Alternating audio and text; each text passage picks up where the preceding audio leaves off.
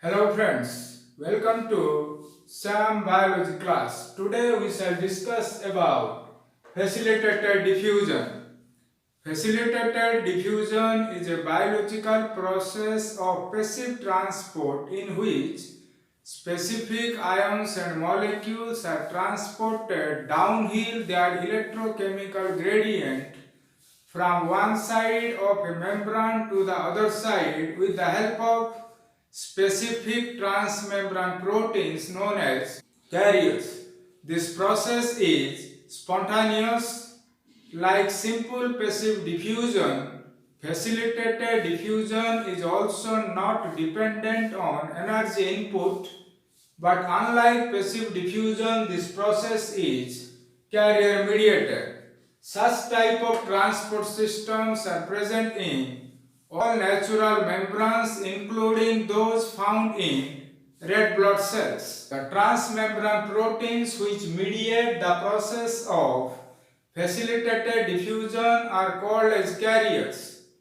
These carrier proteins have two features in common. First feature is they facilitate the transport in a thermodynamically favorable direction.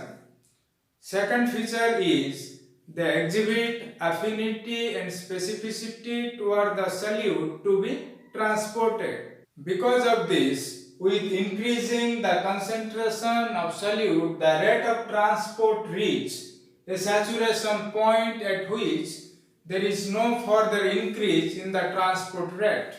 So when we draw a graph by taking solute concentration on the x-axis and rate of transport on the y-axis, the graph takes the shape of a rectangular hyperbola. And this point is the Vmax, which is the maximum rate of transport. But in case of passive diffusion, the graph is linear, that means it is a straight line. Examples are glucose transporter and anion transporter of RBC. Glucose transporter present in red blood cells is a 50 kilodalton protein. A typical red blood cell contains about 5 lakh molecules of this protein in active form. This protein is a trimer. Another example of facilitated diffusion is the anion transporter. This transport system is also present in RBC. It is a 95 kilodalton protein. It facilitates the collection of carbon dioxide in respiring tissue by chloride and bicarbonate exchange. This protein has 14 transmembrane segments. Friends, this figure shows the structure of the anion transporter which is present in RBC. These are the transmembrane segments.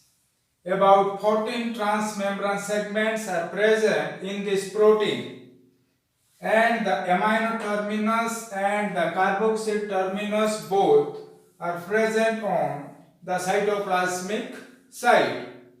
Carrier mediated transport systems are of different types. They are uniport, symport and antiport. In uniport, only a single solute is transported from one side of a membrane to the other side. The protein facilitating this type of transport is called as uniporter. Example is the glucose transport from low concentration to high concentration, as in case of red blood cells. Second type of transport is symport. In symport, the transport of a solute molecule depends on the transport of another solute molecule simultaneously or sequentially, but in the same direction. In this figure, both the molecules are transported in the same direction. This type of transport system is called as symport. Example of symport is the Na plus glucose transporter present in the cells of intestine and kidney. What type of carrier mediated process is antiport? In this process, the transfer of a solute molecule from one side of a membrane to the other side depend on the transfer of another solute molecule simultaneously or in sequentially but in opposite direction. Example of antiport is the anion transporter which is present in RBC. During the transport process, the carrier proteins undergo reversible conformational changes. During the process, the solute binding site of the carrier protein is alternatively first exposed on one side, then exposed on the other side, thereby releasing the solute particles. A model has been suggested to explain the process of carrier-mediated transport. According to this model, the carrier protein exists in two states. One is pump state and the other is pink state. So during the transport process, the carrier protein undergo transition from pump state to pink state. In pump state, the solute binding site is exposed on one side, so the solute particles bind with the specific binding site. After binding of the solute molecule, the carrier protein undergo conformational change to the pink state, thereby exposing the solute binding site on the other side of the membrane and thereby releasing the solute molecules. So friends, this is all about facilitated diffusion. For more updates, please subscribe Sam Biology class, and also please don't forget to share your comments. Thank you.